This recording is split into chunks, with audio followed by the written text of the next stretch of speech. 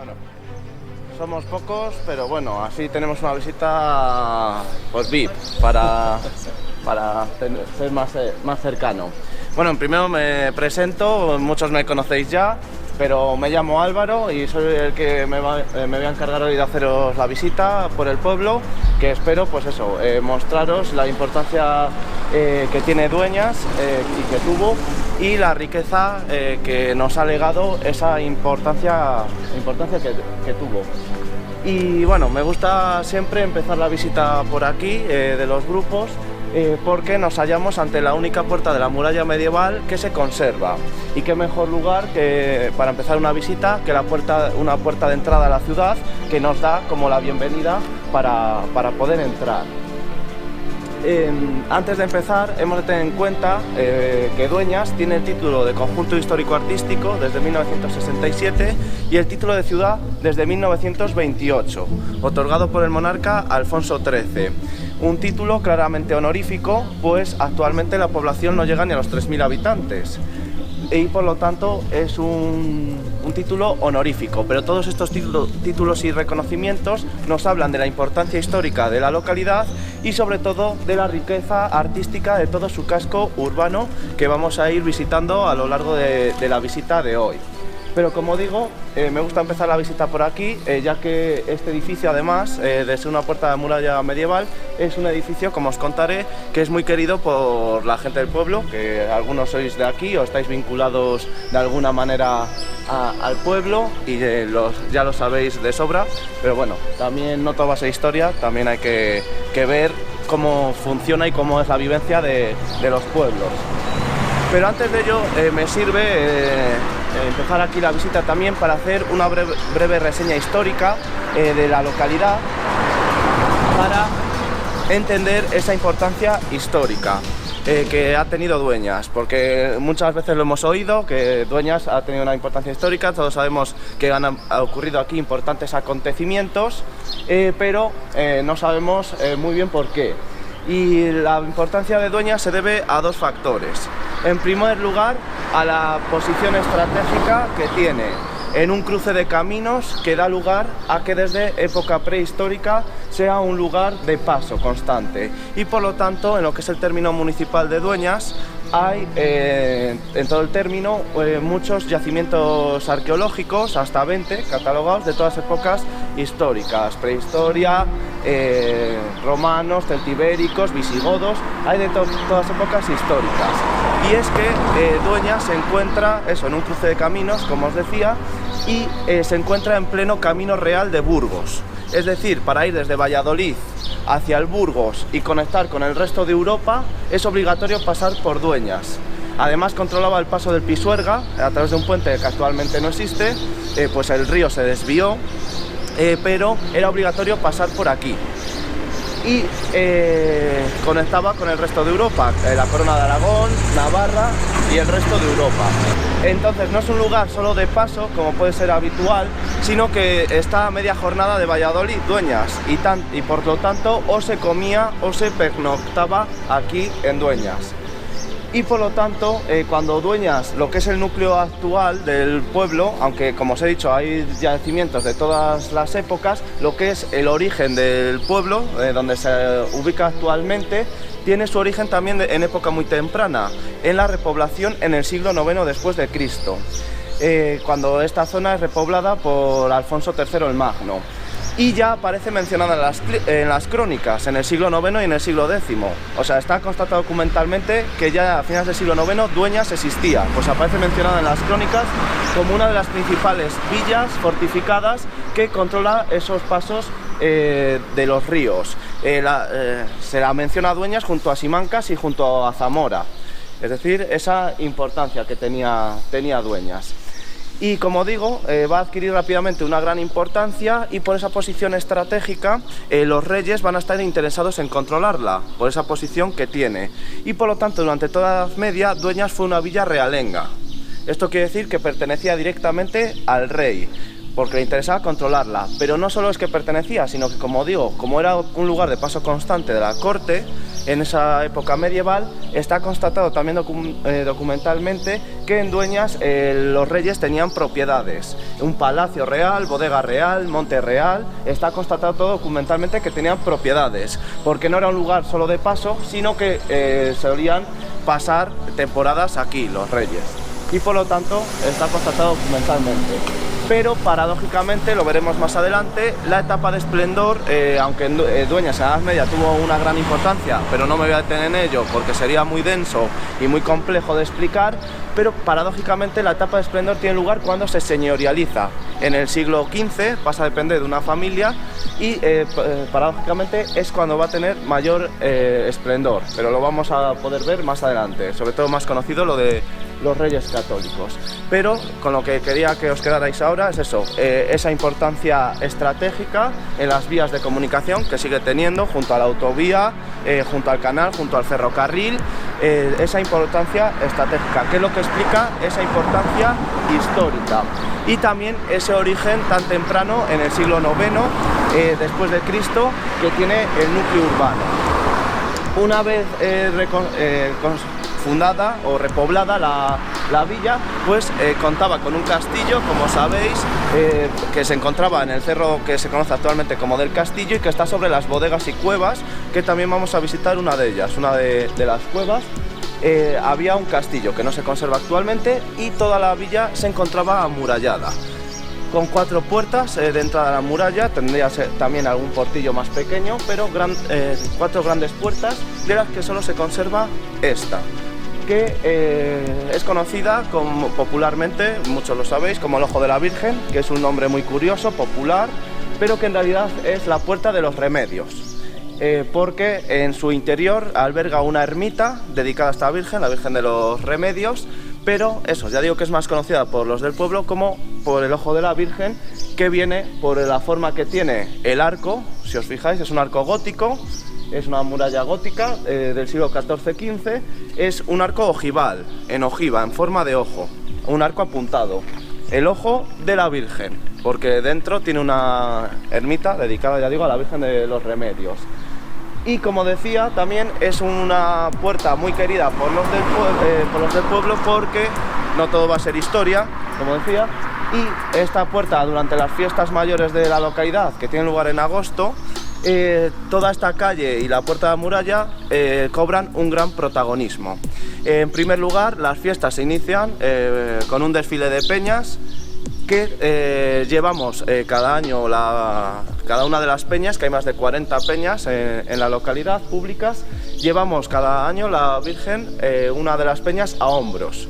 Y termina aquí esa procesión en esta puerta de la muralla y se expone en un balconcito que ahora mismo está en restauración, está en obras, la puerta de la muralla, lo vamos a ver cuando demos la vuelta.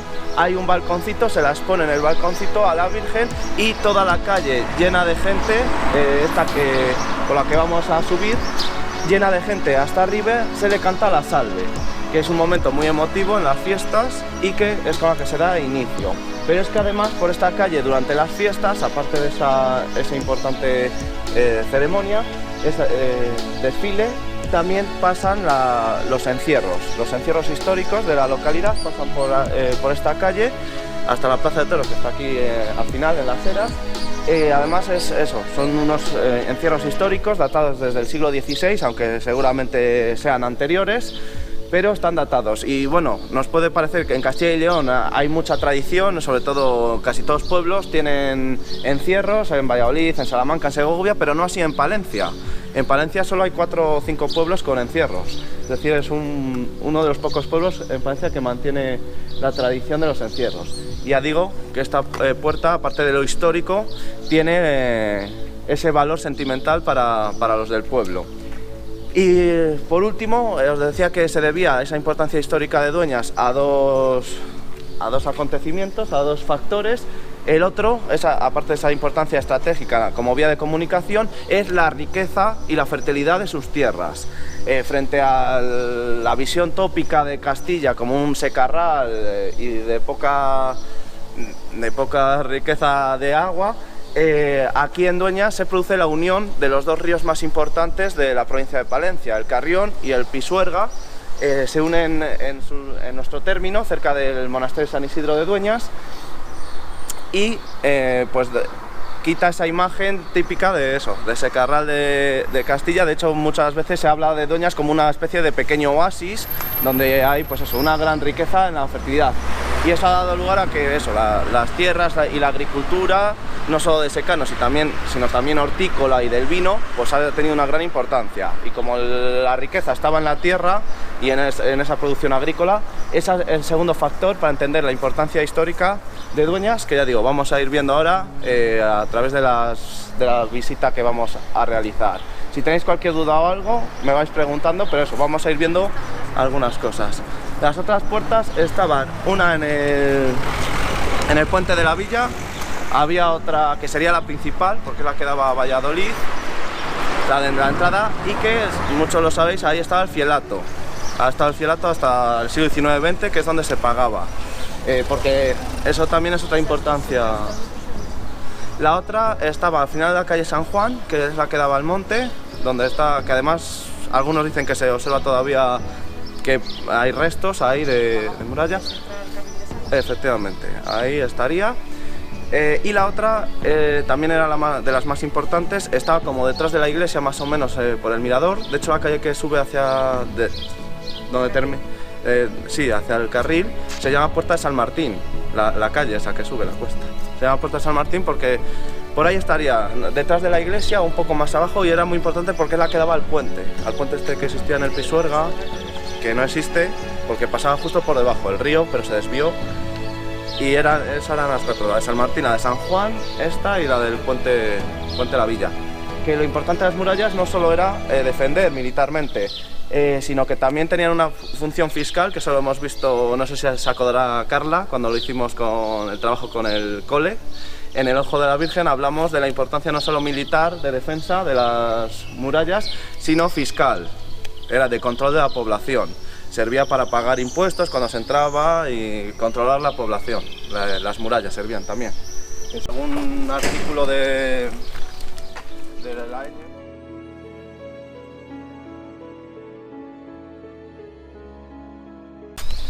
Bueno, aquí es breve la parada, simplemente para hablar de esta plaza que actualmente se llama Isabel la Católica, y vamos a ver la vinculación que tuvieron los Reyes Católicos con Dueñas.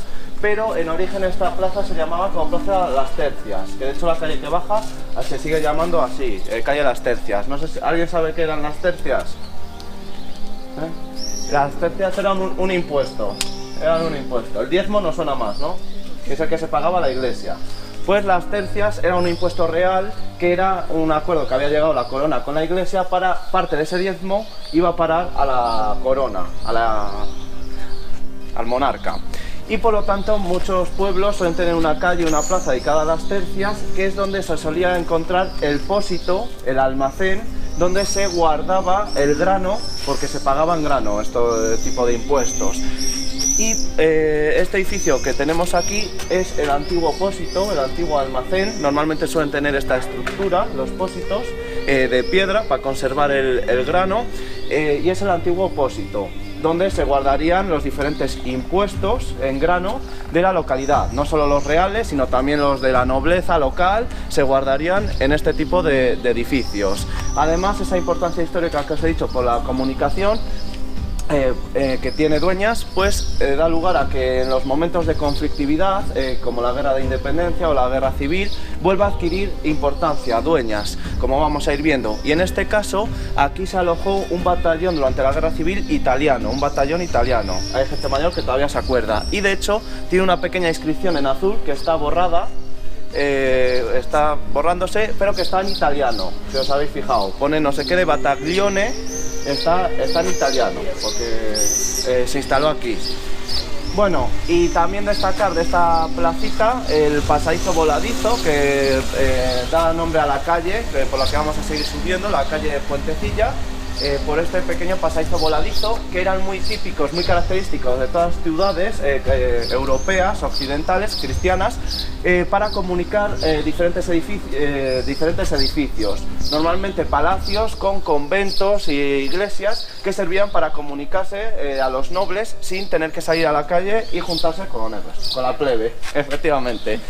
Y eran muy habituales. Lo que pasa que han ido desapareciendo, en este caso conectado el Palacio de los Condes de Buendía con la zona de servidumbre, tenía dos pasadizos y normalmente, ya digo, que se han perdido porque el ensanche de las calles y demás ha hecho que se vayan perdiendo, pero aquí conservamos pues este ejemplo que nos permite hacernos una idea de cómo eran estos pasadizos tan característicos. Y a mis espaldas, aunque da pena verlo actualmente, pero hay que mencionarlo, se encontraba en toda esta manzana el Palacio de los Condes de Buendía, que, como digo, Dueñas fue una villa de realengo durante la Edad Media, pero se señorializa en el siglo XV, cuando pasa a depender de esta familia, los Acuña, condes de Buendía, que establecen la cabeza de los estados señoriales aquí en Dueñas.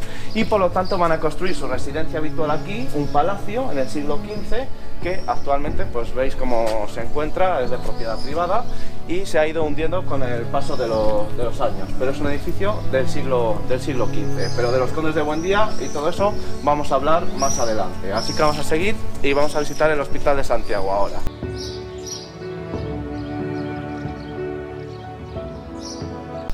Durante más de 100 años ha sido un convento de monjas teresianas, pero en origen esta plaza era la plaza del hospital, porque originalmente el edificio ha sido el hospital dedicado a Santiago, que ahora vamos a visitar por dentro, pero quería parar simplemente para ver la placita, fijarse en la placita, porque es de las pocas que se conservan tal y como serían las de Dueñas, con este tipo de casas solariegas,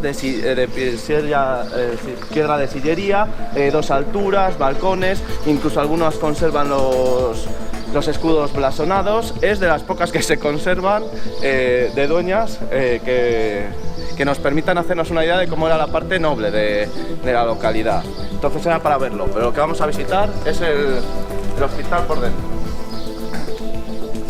Y bueno, como os decía, en el exterior, esto es lo único que se conserva de lo que fue un antiguo hospital dedicado a Santiago Apóstol.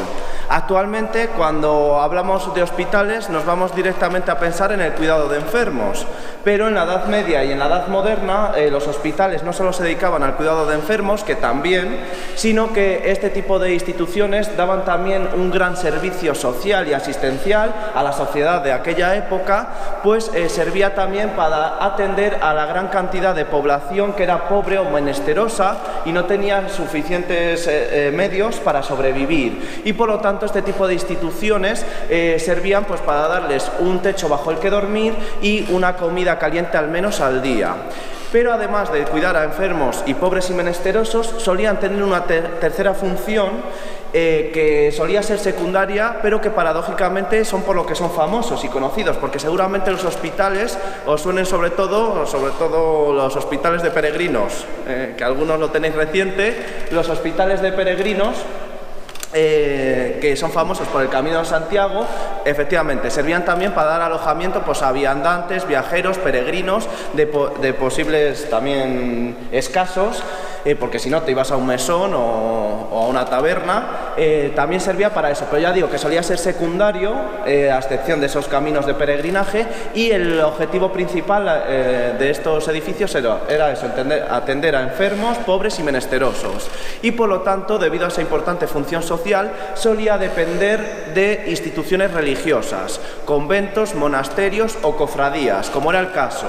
Este hospital en la Edad Media dependía de la cofradía de Santiago, San Sebastián y San Roque, que son los tres patronos del hospital y que por lo tanto les tenemos representados en los altares mayores, que son los retablos, son barrocos del siglo XVIII y llaman la atención porque están sin policromar, sin la policromía, sin el color, están sin pintar. Nos puede llamar la atención porque se conservan pocos, no es habitual encontrarles así.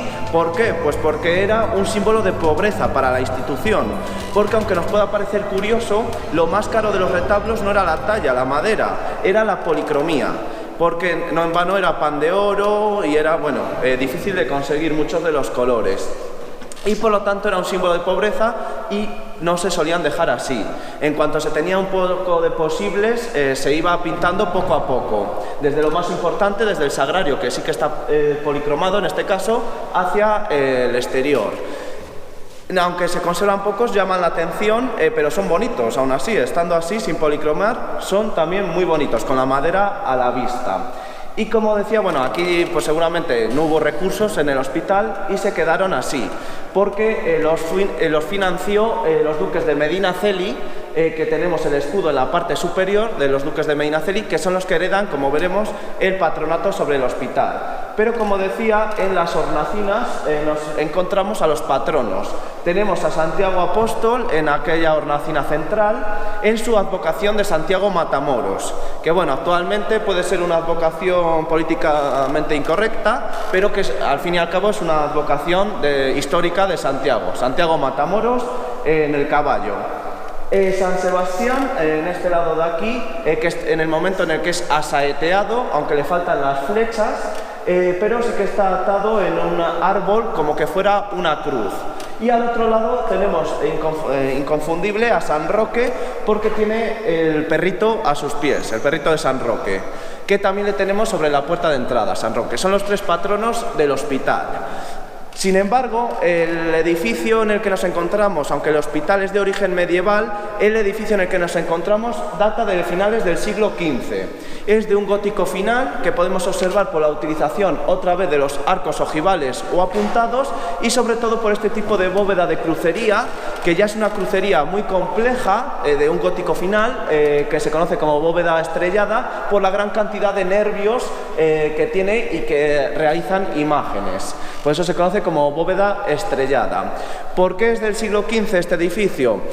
Pues, aunque sea de origen medieval el hospital, pues porque aunque dependía de esta cofradía, en el siglo XV, cuando la villa se señorializa, los condes van a hacerse con el control de las diferentes instituciones del pueblo y entre ellos va a conseguir el patronato, estos condes de Buendía, el patronato del hospital. Se van a convertir en patronos y por eso seguramente quisieron darle mayor esplendor, mayor riqueza y mandan a ampliar la capilla o iglesia del hospital, que es donde nos encontramos. Esta era la capilla o iglesia del hospital de Santiago.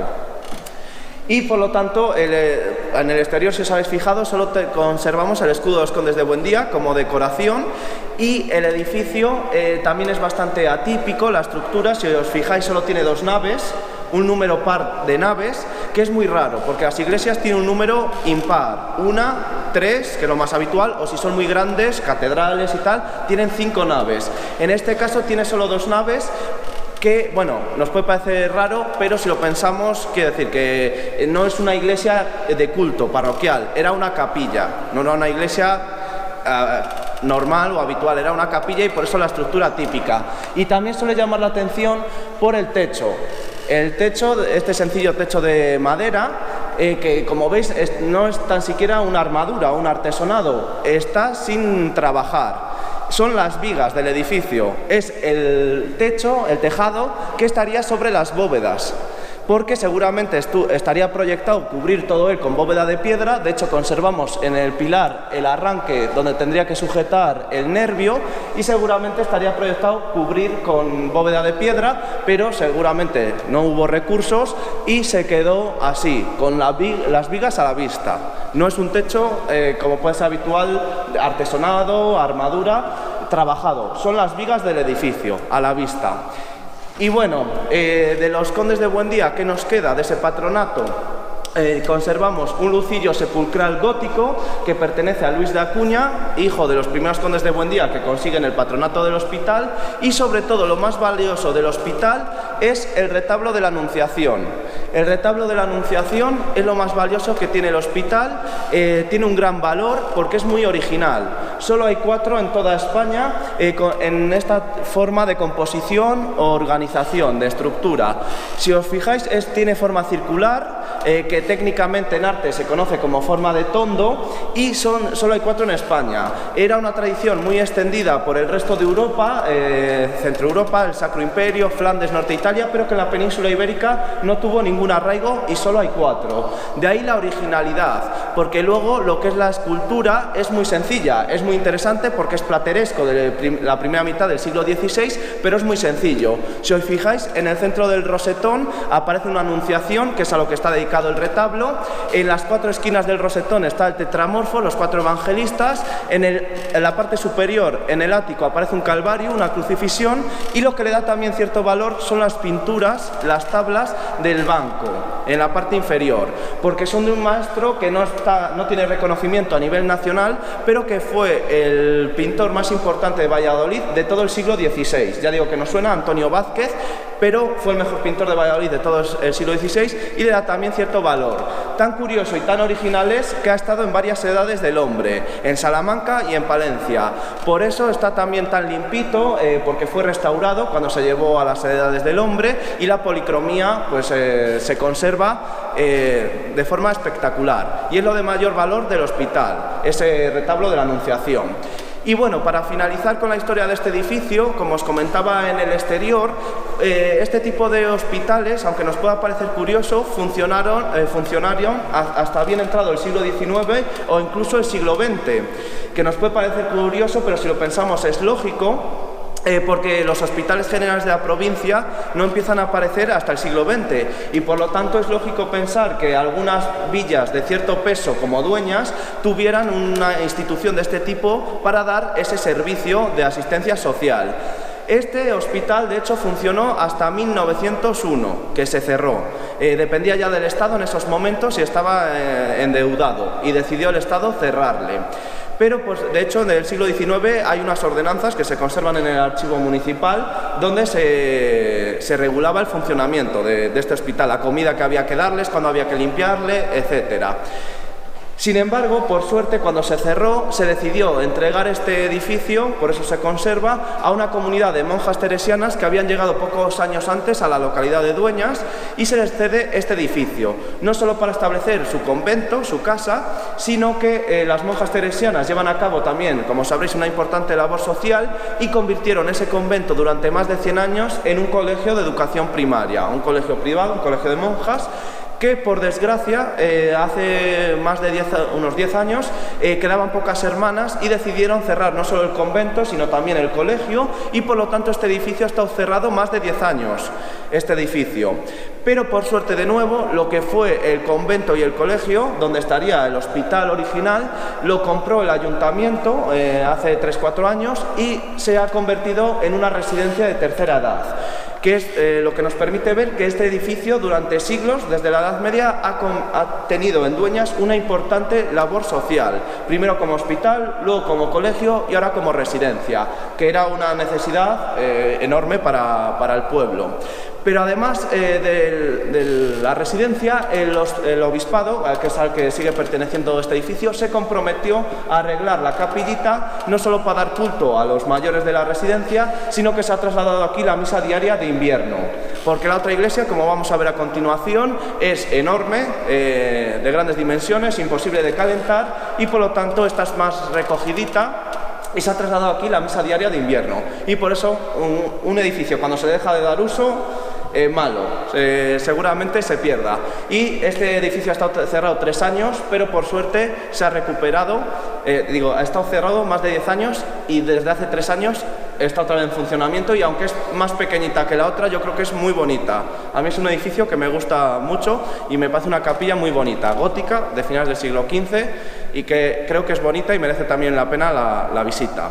Pero ahora vamos a ir a la joya de la corona, que es la iglesia parroquial de Santa María, que es la joya de la corona. Así que vamos para allá, y cualquier duda, ya digo, que me podéis preguntar.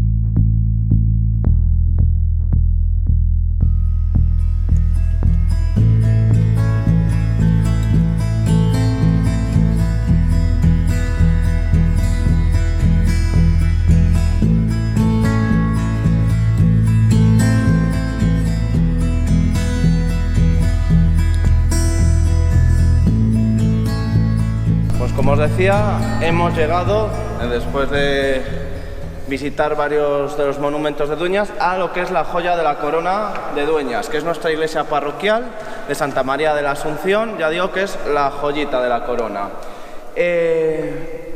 Como decía, está dedicada a la Asunción de María, Santa María de Asunción, y se empieza a construir a finales del siglo XII sobre otra iglesia anterior románica, porque como os he comentado, Dueñas tiene su origen en el siglo IX, en la repoblación, y por lo tanto desde el siglo IX hasta el siglo XII aquí tuvo que haber otra iglesia, seguramente románica. Sin embargo, pues se quedaría pequeña la anterior iglesia, y por esa riqueza que nos daba, esa fertilidad de las tierras, esa riqueza, pues permitió construir una iglesia mucho más grande, en el nuevo estilo que estaba penetrando en esos momentos en Castilla, el gótico, y por eso es un edificio de finales del XII, principios del XIII, que responde a un estilo de transición del románico al gótico que se conoce como protogótico. De ahí que tenga influencias todavía románicas en la parte de la cabecera, pues estos edificios se solían construir de la cabeza, en la parte más importante, el altar, hacia los pies, y por lo tanto en las iglesias y catedrales, en las partes más antiguas, se suelen conservar en la parte de la cabecera.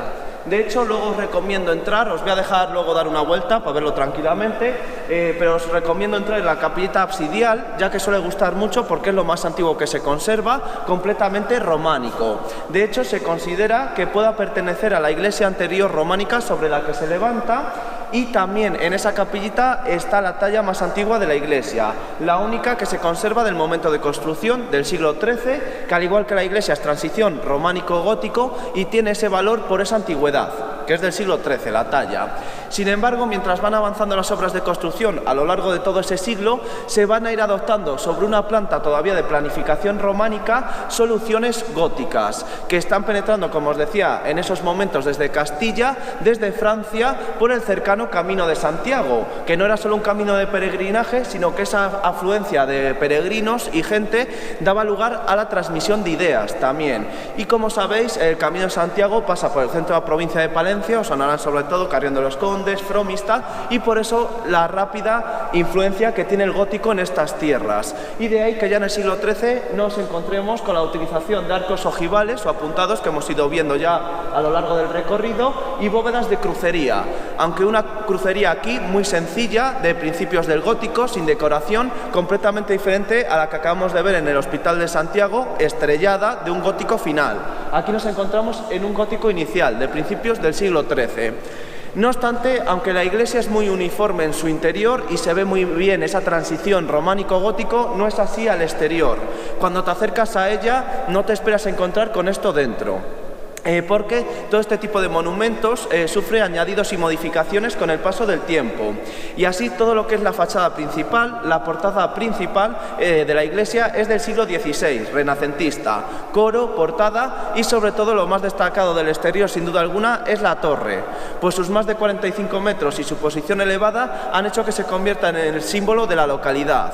Pero es que además esta torre es muy interesante porque es uno de los primeros ejemplos del estilo herreriano aquí en la meseta norte. No sé si os suena el estilo herreriano, pero el monumento más característico que todos conocemos es el Escorial. El Escorial de Madrid, mandado a construir por Felipe II a su arquitecto oficial, que era Juan de Herrera, y de ahí el nombre de herreriano, Juan de Herrera. Pues bien, las trazas de esta torre fueron dadas por un discípulo directo de Juan de Herrera, que trabaja con él en el Escorial, y luego se trasladó a Valladolid y da las trazas de esta torre en el siglo XVI, y por eso es uno de los primeros ejemplos del estilo herreriano aquí en el norte. La cúpula es barroca del siglo XVII, y luego la sacristía, que también podéis acceder, pues se encuentra en el Museo Parroquial, de hecho vamos a entrar a ver la joyita, es del siglo XVIII, neoclásica.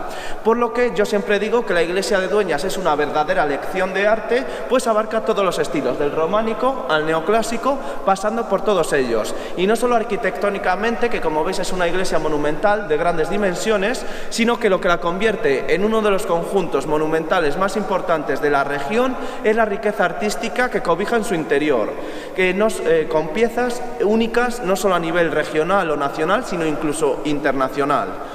Me voy a centrar en la parte del altar mayor, que es lo más destacado, pero destacaros también algunas piezas para que os fijéis. El San Isidro Labrador que tenemos en este retablo, a algunos os le va a tapar la columna, pero bueno, el San Isidro Labrador, que es nuestro patrón, en lo que es la talla se atribuye a Gregorio Fernández, que aquí en Castilla y León no necesita presentación porque, aunque de origen gallego, estableció su taller en Valladolid y de hecho la mayor parte de pasos de Semana Santa de Valladolid, que como sabéis es una Semana Santa muy importante, son de Gregorio Fernández y es el escultor por excelencia de la escuela barroca castellana, es el escultor más importante.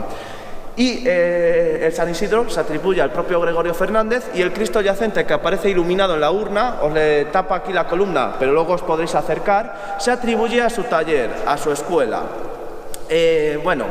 Procesiona en Semana Santa porque pertenece a una cofradía actualmente, pero ya digo que lo importante de Gregorio Fernández no solo es que fuera un gran maestro, que también, sino que tuvo una gran importancia también porque estableció una serie de modelos que luego va a repetir el resto de maestros, de escultores, que es decir, establece una serie de modelos de yacente, de crucificado, de piedad, que luego se van a repetir, y este yacente, sea de su taller o no, repite, es el modelo de yacente de Gregorio Fernández, es el modelo que estableció.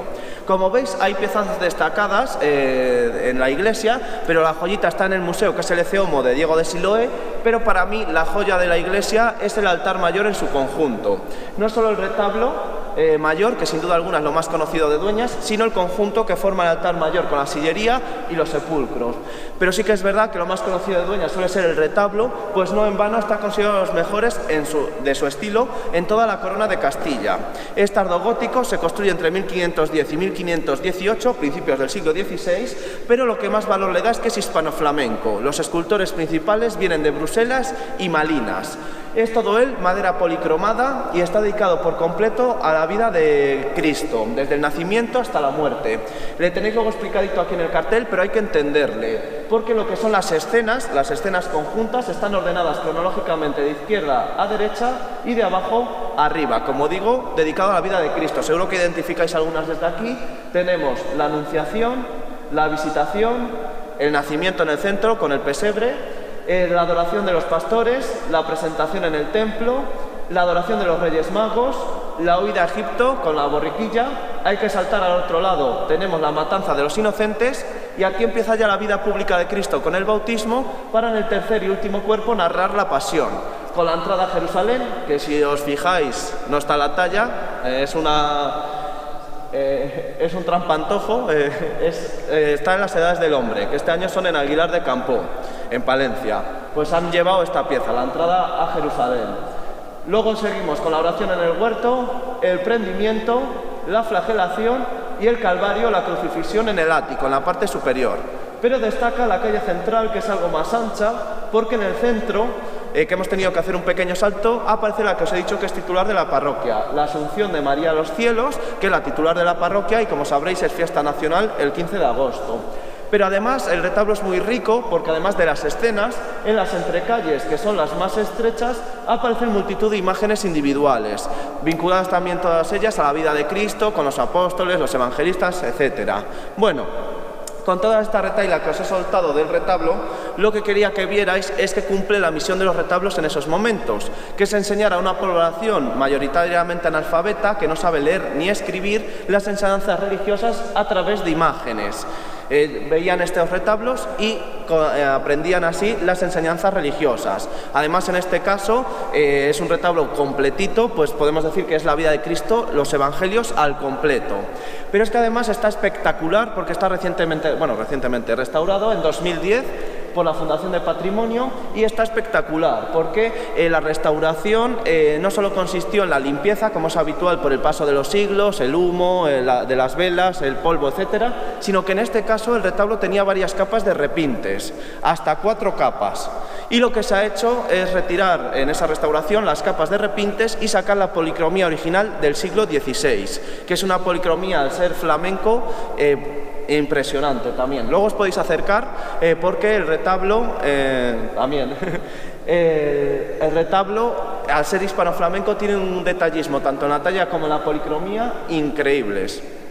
Pero bueno, aunque el retablo es lo más conocido, la sillería también es única, pero no se conoce porque está sin estudiar, pero solo hay 3 en toda Castilla con esta decoración, que luego cuando os acerquéis la podréis ver, pero no es una decoración religiosa, como es habitual, de escenas bíblicas, santos, padres de la Iglesia, no.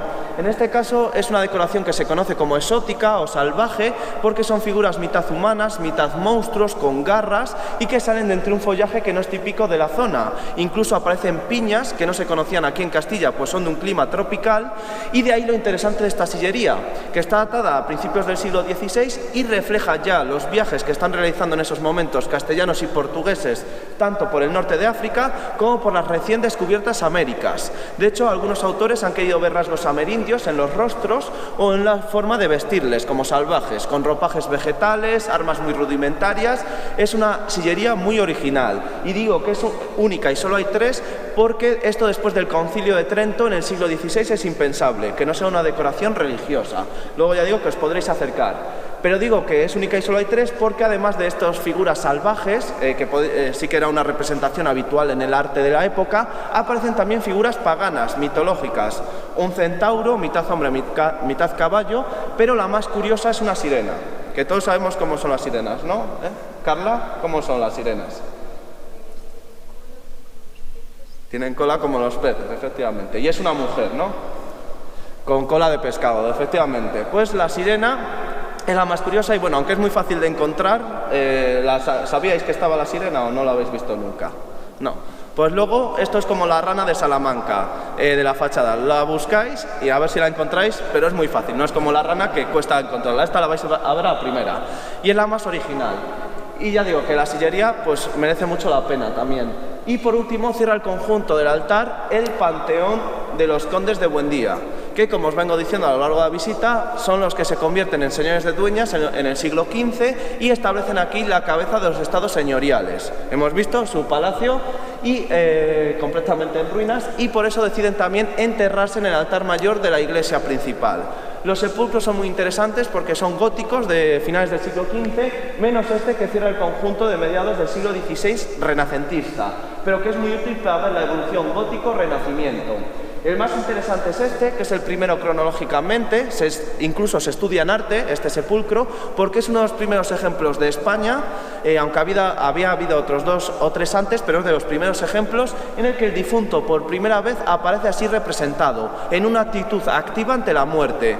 En vez de aparecer yacente, tumbado sobre la lápida, como es habitual hasta entonces, aparece orante, arrodillado, rezando ante un libro de horas abierto y 2 pajes que le sostienen sus armas, el casco, el escudo, el yelmo, y es una evolución, nos puede parecer una tontería, pero es una importante evolución del gótico al renacimiento en la escultura funeraria. Pero los que más suelen llamar la atención son estos 2 de aquí, porque, aunque parezca mentira, se llevan muy pocos años de diferencia con el anterior, pero son completamente distintos estilísticamente, porque aquí nos encontramos también ante un gótico, pero un gótico de influencia mudéjar, de influencia árabe, y de ahí la utilización de yesería como material, no es piedra, es yeso, y la riqueza en la decoración geométrica y vegetal, que le da una sensación de riqueza, de mucha ornamentación, y es esa influencia mudéjar. Puede recordar pues a la Alhambra de Granada, a los Reales Alcázares de Sevilla, porque, como sabréis, en el arte musulmán no se puede representar a la figura humana ni a la divinidad, es sacrilegio, y por lo tanto es una decoración así, geométrica y vegetal.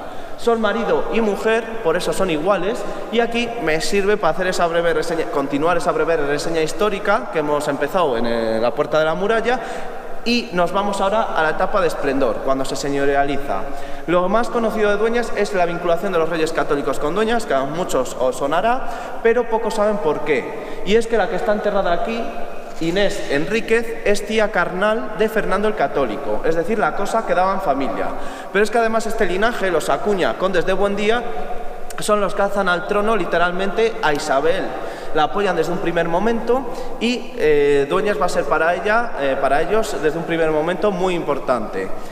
De hecho, mucha gente sigue pensando que los reyes católicos se conocen y casan en Dueñas, aunque no es así, se conocen y casan en Valladolid, en un palacio que sigue existiendo, pero sí que están muy vinculados. Y es cierto que cuando Fernando viene a conocer a Isabel desde Aragón, que le espera en Valladolid, termina su viaje aquí. Pasa varios días aquí antes de conocer a Isabel en el palacio de sus tíos, y tras conocerse y casarse en Valladolid, sí que es verdad que después de la boda, por mayor seguridad, se retiran a Dueñas. Después de la boda pasan más o menos aquí un año, y de ahí que nazca aquí la primogénita de los Reyes Católicos. Isabel de Aragón, que luego sea reina de Portugal, nace y es bautizada en Dueñas. Pero la confusión viene no solo porque están antes y después de su boda, sino porque aquí hubo una boda real, pero es la boda de Fernando el Católico con su segunda esposa, con Germana de Foix. Se casan aquí en Dueñas, que seguramente Fernando eligió Dueñas porque fue una villa fin, como os decía, desde un primer momento, que la apoyó desde un primer momento, y es una villa familiar. De hecho, seguramente se casaron no aquí en la iglesia, sino en la capillita que tenía el palacio, que era de su primo en esos momentos, y por lo tanto, seguramente por eso eligió Dueñas para casarse. Pero además, bueno, lo de Germana de Foix, ¿sabíais que Fernando se había casado por una segunda vez? No suele sonar, pero es una historia bastante curiosa, porque el objetivo de esa segunda boda, como sabréis, él tenía 50 y pico años y ella 18, y venía de un linaje franco-navarro que tenía fama de ser muy fértil. El objetivo que tenía esta boda era tener un hijo varón que heredara por separado la corona de Aragón, porque no quería Fernando que recayera la corona en su yerno, Felipe el Hermoso, que como sabréis se llevaba mal. Entonces quería tener un hijo que heredara su reino, la corona de Aragón, hijo que llegó a nacer en Valladolid, pero murió a las pocas horas de nacer. Pues esa boda tuvo lugar aquí en Dueñas. Pero además, a lo largo del reinado, la iglesia donde nos encontramos fue sede de importantes acontecimientos, en concreto dos, muy importantes.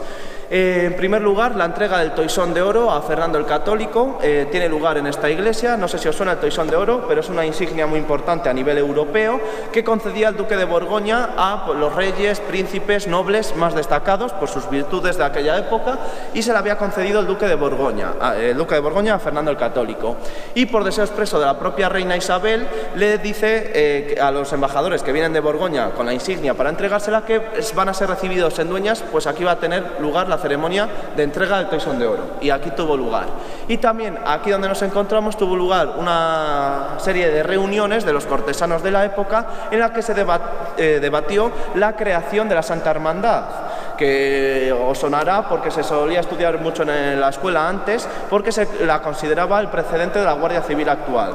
No tiene nada que ver, pero bueno, la Santa Hermandad se crea en unas reuniones que tienen lugar aquí, se debate cómo funcionaba, y de hecho las ordenanzas de esta institución están publicadas en Dueñas a finales del siglo XV. Como veis, me centro en lo principal, que es lo de los Reyes Católicos, pero ya os he venido insistiendo en la importancia desde la época medieval.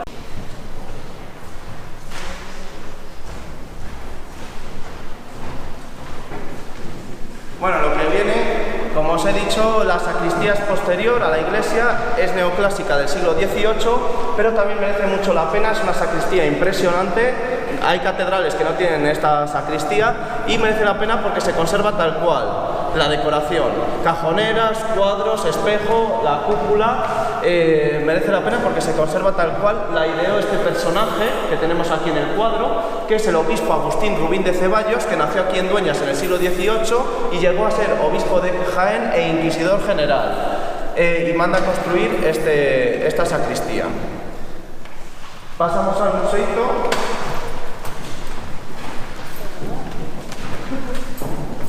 El museo es pequeñito, pero como decía, merece la pena por ver la sacristía, pero también porque está la joya de Dueñas, que es el Ecce Homo de Diego de Siloé. Esta escultura está considerada dentro de las 10 mejores obras del mundo del Renacimiento, por eso decía la importancia internacional. Estuvo en Nueva York, en las Sales del Hombre que se hicieron allí en 2002, y de pie constantemente para exposiciones, porque es una joya por todo. No solo por ser de Diego de Siloé, que no sé si os sonará, pero es un escultor renacentista muy importante que trabajó a las órdenes del emperador Carlos V.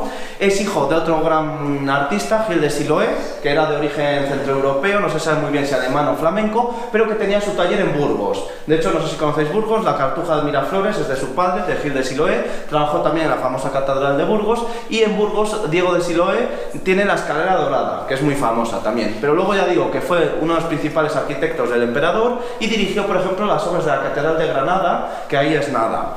No solo por ser de Diego de Siloé, sino que la escultura en sí es una joya por todo. El detalle anatómico de todo el cuerpo, pero sobre todo lo que más suele llamar la atención de todo el mundo son los pies. porque parecen de verdad, naturales. Huesos, venas, uñas, incluso tiene las arrugas del tobillo, pero también la expresión del rostro, con un gran detallismo, tiene por ejemplo toda la dentadura trabajada y la lengua, la policromía, el esgrafiado del manto es impresionante, pero aunque parezca mentira, lo que más valor le da a la talla es que todo él es una única pieza.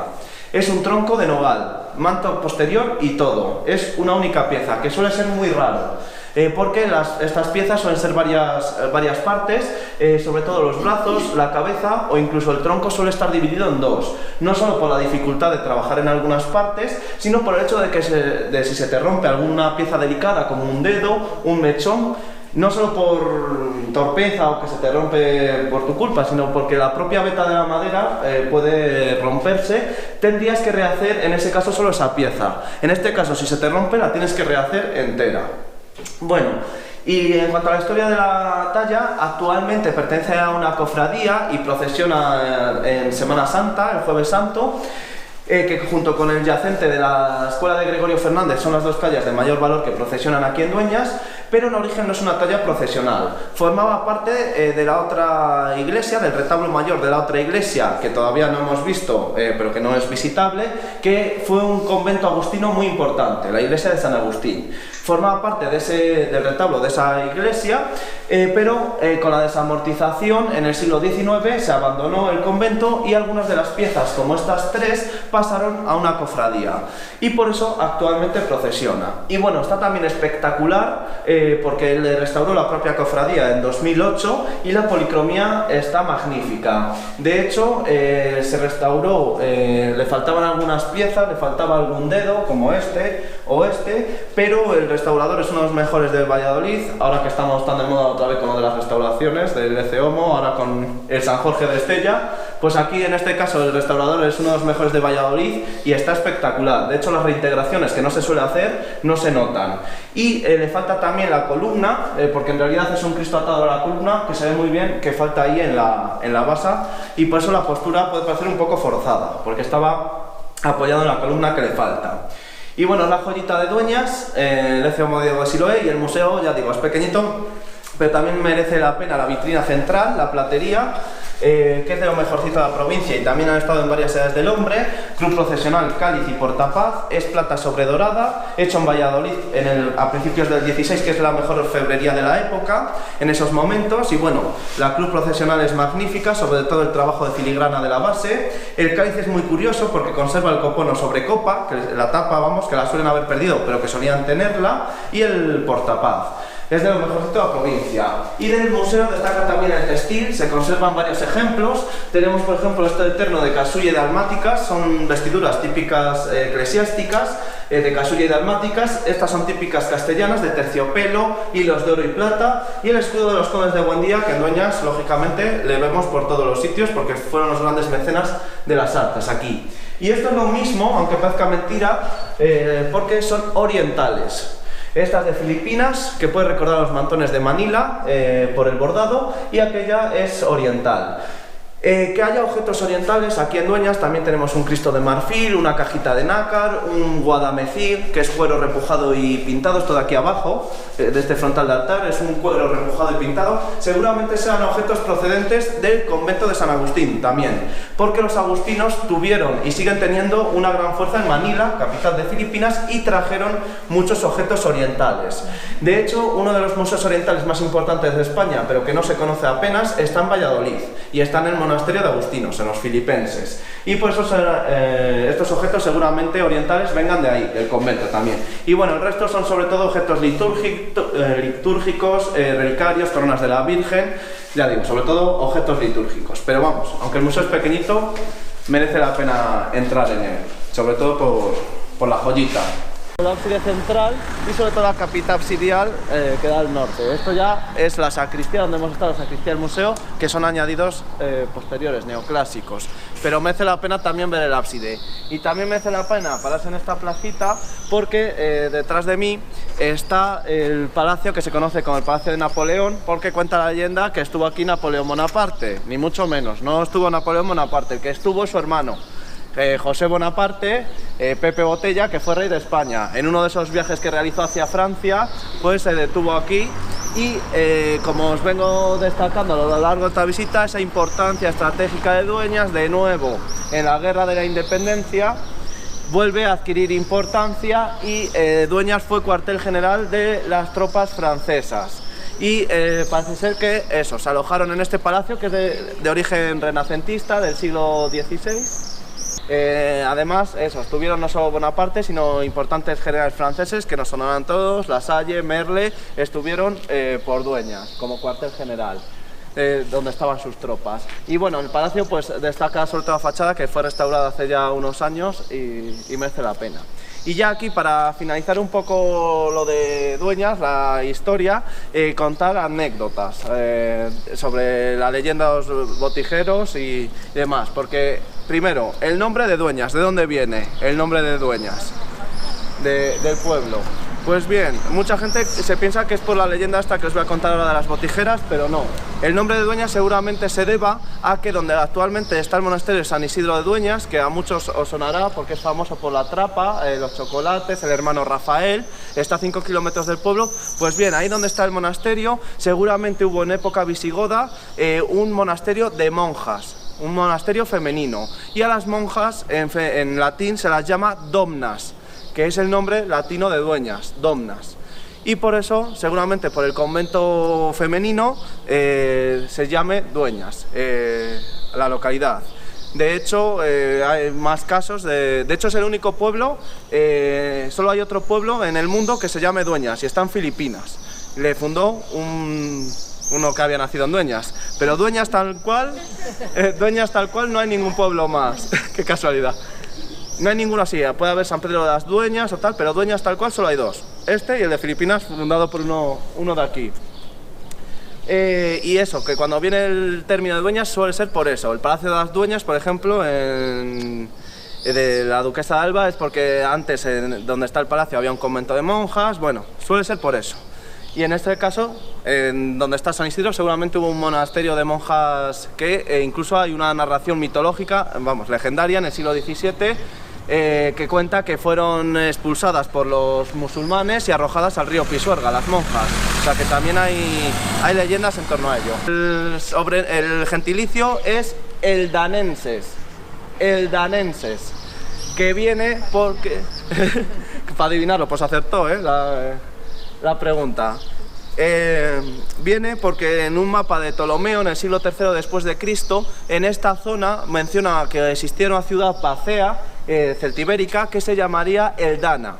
Entonces hay varios pueblos de Valladolid y Palencia que decimos que somos esa antigua Eldana mencionada por Ptolomeo. Sin embargo, aunque como os he dicho al principio hay yacimientos de todas las épocas, también les hay celtibéricos, vacíos, pero nada que pueda indicar de una existencia de una gran ciudad vacía, que es lo que menciona Ptolomeo, una gran ciudad. Hay restos de asentamiento y por lo tanto Dueñas seguramente no fue la antigua Eldana, pero como somos de los pueblos que decimos que somos, por eso lo del danenses. Pero tenemos un mote o sobrenombre por el que somos más conocidos, que os sonará más, que es botijeros, lo de botijeros. Que mucha gente se piensa que es el gentilicio, pero no, es un mote. Este sobrenombre que tenemos de botijeros viene de una leyenda que cuenta que las mujeres se quedaron solas en el castillo que estaba sobre las bodegas, como os he dicho al principio, en el cerro que está sobre las bodegas. Se quedaron solas con tal mala suerte de que los musulmanes llegaron por otro camino y como las mujeres no sabían utilizar las armas, se defendieron con todo lo que pillaron, entre ellos botijos. Entonces se hizo que las dueñas del pueblo, las botijeras, echaron a los moros a base de botijazos. Como todas las leyendas, tiene varias versiones. Y otra versión cuenta que los moros llegan a tomar el castillo y todo el pueblo sin distinción, hombres y mujeres, no solo echaron a los moros a base de botijazos, para que veáis los brutos que somos, sino que los botijos eran tan duros que no dejamos piedra sobre piedra. O sea que tiramos el castillo a base de botijazos y por eso no queda nada, porque tiramos a base de botijazos. Como todas las leyendas, tienen base de verdad, quiero decir, esa posición estratégica del castillo en la frontera con los musulmanes al principio, y no queda nada actualmente del castillo y de las murallas, solo la puerta que hemos visto, porque las piedras se utilizaron en el siglo XIX para la construcción del canal de Castilla, que sí pasa también por la localidad. Tenemos 2 esclusas, fábricas de harina, también pasa por la localidad. Como veis, lo de reciclar no es de ahora. Se reciclaban las piedras cuando se dejó de usar las murallas y el castillo, no solo para el canal, sino que los vecinos del pueblo, pues para corrales, bodegas, casas, también se reutilizó, y por eso no queda nada de actualmente el castillo. Y hablando de cuevas y bodegas, pues vamos a ver una de estas cuevas, que creo que también merece mucho la pena. Es algo que llama mucha atención y es muy curioso, lo de las cuevas y bodegas.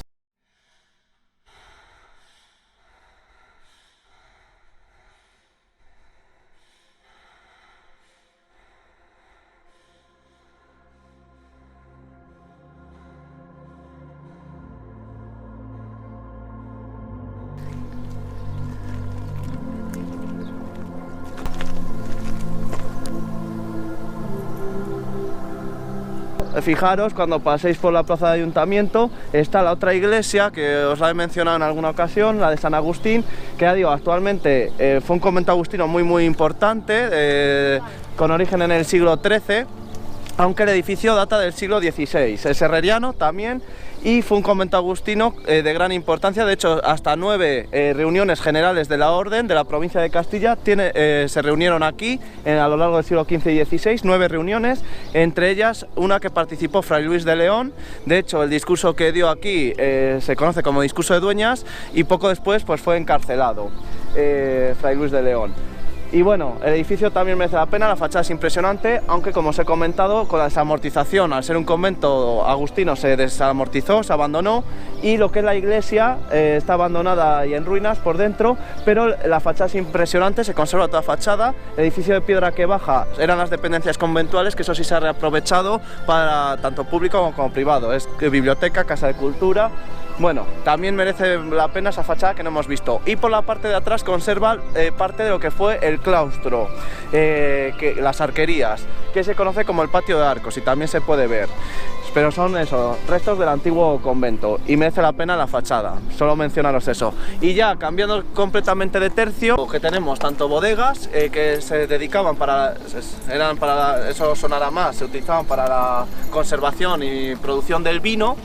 Pero también tenemos en Dueñas, que es menos habitual en la zona, cuevas, que es lo que vamos a visitar ahora. Que eran cuevas que os sonarán sobre todo las del Albaicín, de Granada, son típicas de Andalucía, pero que aquí contamos con algún ejemplo y han sido viviendas cuevas. No sé si ahora Valentín querrá contaros algo. Nada, no, comentaros lo único eso, que vamos a ver una casa cueva que es lo que ha sido una vivienda antiguamente bajo tierra, es vivir bajo tierra.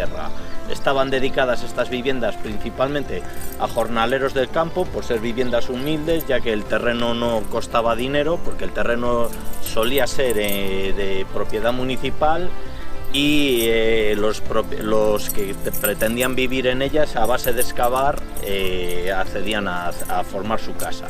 Bueno, aquí vamos a ver una vivienda que estructuralmente está tal y como estaba antaño. Aquí hasta los años 50 ha vivido una familia. Y bueno, deciros que las casas cuevas en Dueñas su mayor auge le tuvieron cuando la filosera en Francia, hubo un aumento del viñedo, de la producción vinícola por todas estas tierras, y para ese aumento de población se vino mucha gente a vivir jornaleros, como os decía antes, a las casas cuevas. De hecho, en el año 1850 había datadas 285 casas cuevas en Dueñas, ¿vale? También deciros pues eso, que es una vivienda humilde y que se mantienen recuperadas, se mantienen algunas de estas casas cuevas y bodegas gracias a las peñas, que vulgarmente lo podemos decir o no tan vulgarmente, ya que en fiestas se utilizan como lugares de merendero, y es una de las formas que se ha tenido de conservar, porque ya prácticamente no vive nadie en las cuevas, ¿vale? Y destacar que no tienen agua corriente, es una vivienda pues muy básica, vivían con animales, y ahora os enseñaré también un poquitín las dependencias.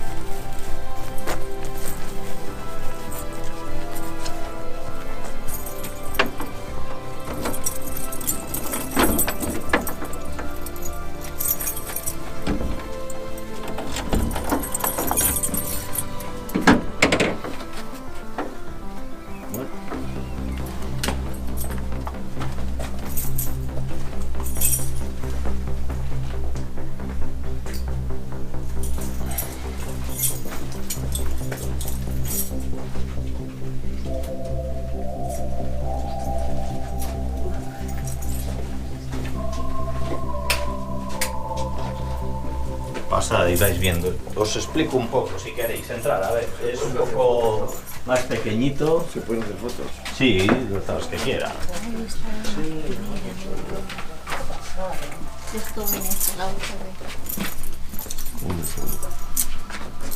Bueno, pues como veis esto es una vivienda muy básica, es un piso bajo tierra como suelo decir.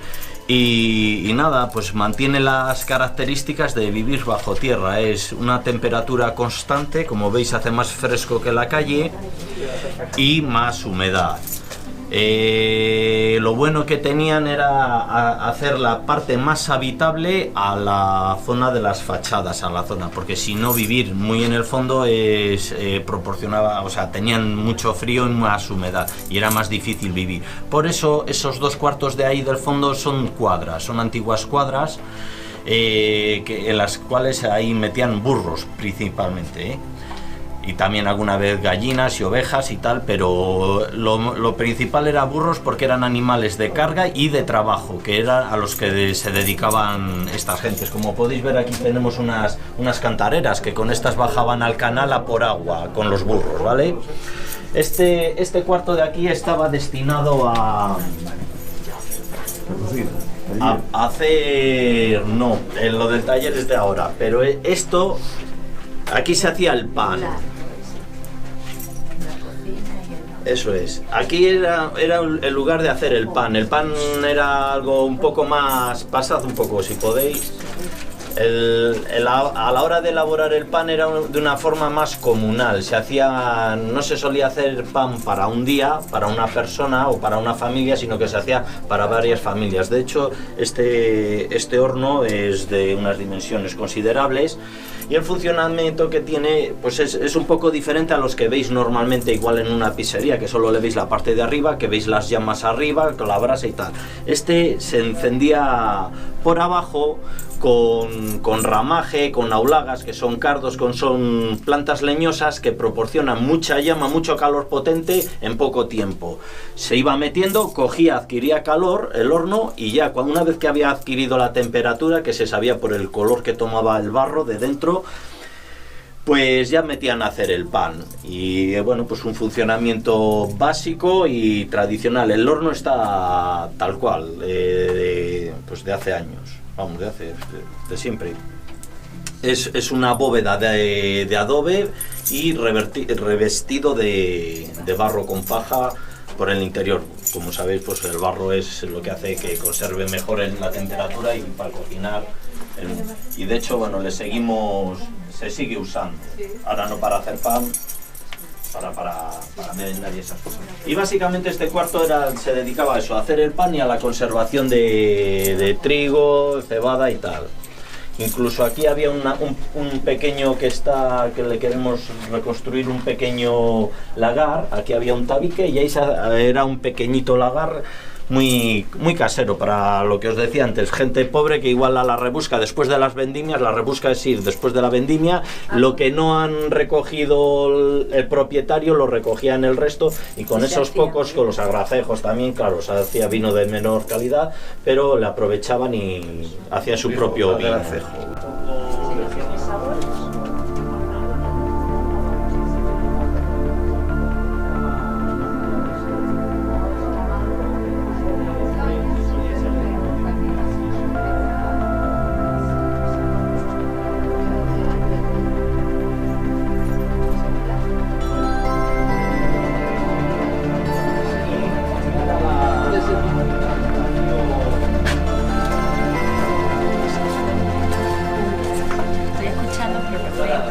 Estamos todos.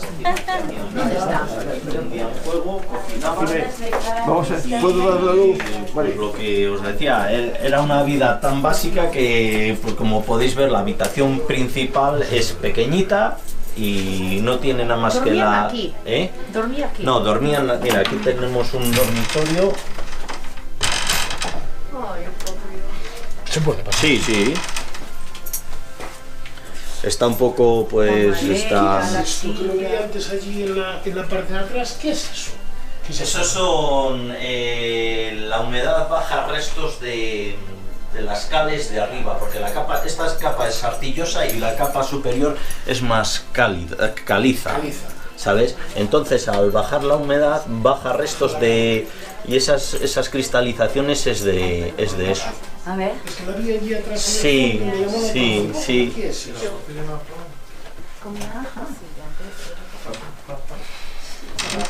Y dormían ahí.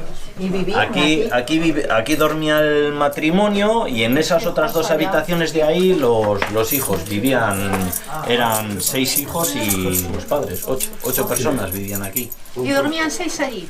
6 en esa habitación, 3 o 4 y 2, ya no me acuerdo cómo son mis tíos. Estos de tus tíos. Esta perteneció a mis abuelos y vivieron aquí. Aquí nació mi padre y algunos de mis tíos. Era pues eso. En Trigueros del Valle viene el periódico que hay una que había. Sí, en Trigueros del Valle están haciendo una, la están restaurando, reformando para hacerla también algo como turística, o no sé exactamente lo que quieren hacer, pero la están trabajando en En ello. la zona de las Bardenas, en cuevas, hay varias que las Incluso están sí. utilizando como casas rurales. Claro, lo que os explicaba, claro, que está, o sea, no se ha adulterado. En gran parte. Aquella zona de allí un poco sí, que claro, porque el problema que tenemos con este tipo de construcciones es que hay que darles un uso. Si no se les da un uso, se vienen abajo, se deterioran enseguida. O sea, y el uso que se las da normalmente es de merenderos, de zonas de ocio, pues para quedar con los amigos y tal. Pero claro, esa actividad hace que se hagan obras que no sean tan edificaciones que no quedan tan de una manera más la Trede, sí. Para dar calor y cocinar. Y cocinar, sí, aquí cocinaba. Mi padre sí que me lo decía, y mis tías, dice, se dejaban las sopas de ajo por toda la noche ahí metidas y por las mañanas a desayunar sopas de ajo. Con tus tíos, yo lo Lo de café con leche es ahora, es de hace poco. A mí que me encanta, me imagino cómo estarían de buenas esas sopas de ajo. Pues estaban buenas, yo las llevo a probar, que mi abuela también tuvo la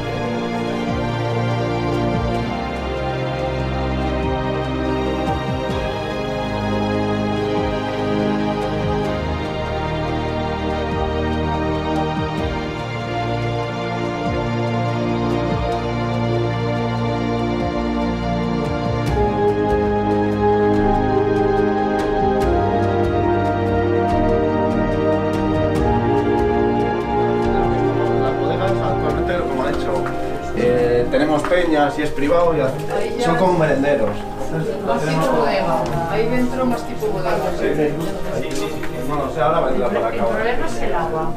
Sí, que aquí no. Porque tenéis, es que es curioso ver vitro, ver microondas pero y no hay ven agua. No, ese es el problema.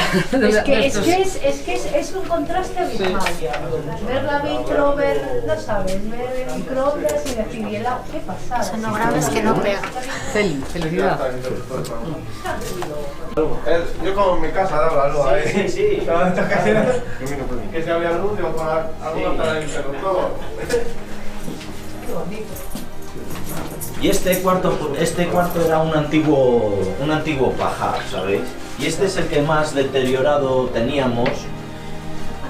Y bueno, pues eso, estaba dedicado a meter paja, gallinas y un perro que tenían, también algún perro. Y bueno, pues sí que estaba deteriorado, estaba medio hundido, medio tapado de tierra y bueno, pues ya le hemos acondicionado, es el que pierde un poco la esencia de cueva, porque evidentemente un pajar pues tampoco tiene más, y le usamos como merendero, como zona de, pues para estar con la familia o con los amigos o con el que quiera, ¿sabes? ¿Qué temperatura aproximadamente tiene?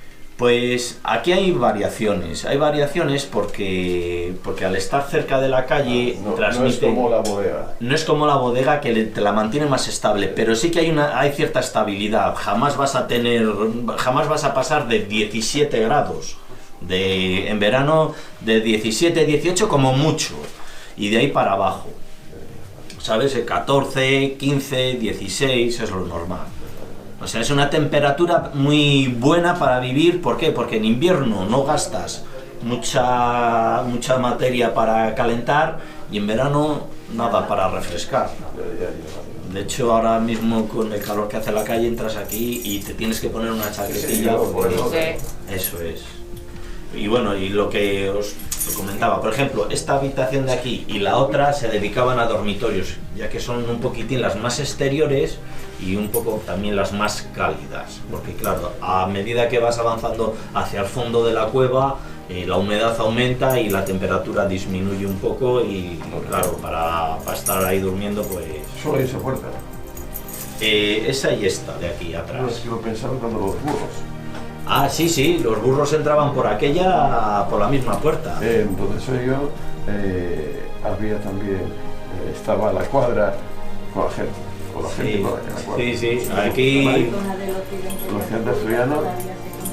También Sí, esto era, bueno, de hecho les tenían que cuidar a los burros y tratarles bien porque era de donde comían al Y daban final. calor.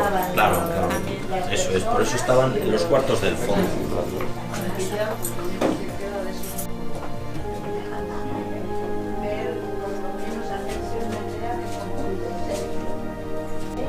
Claro, sí.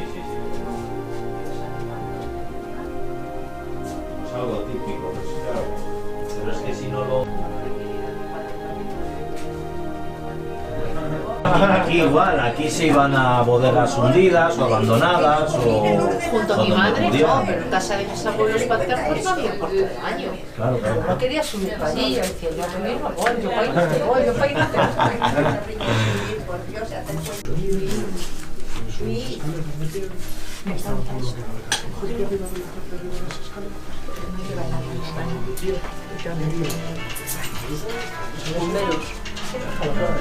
Yo voy a decir en casa del Cereiro, que todavía tenemos las llaves. Pero fijaros en toda la decoración.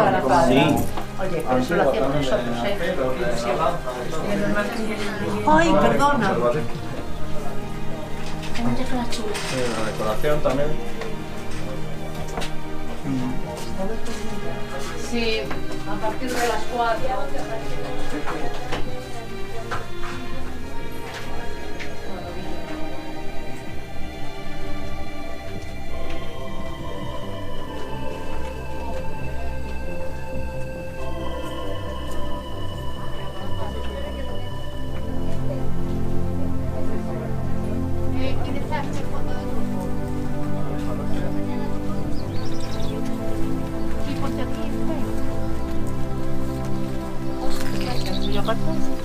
¿Dónde está cogido de color? Si quieres con este.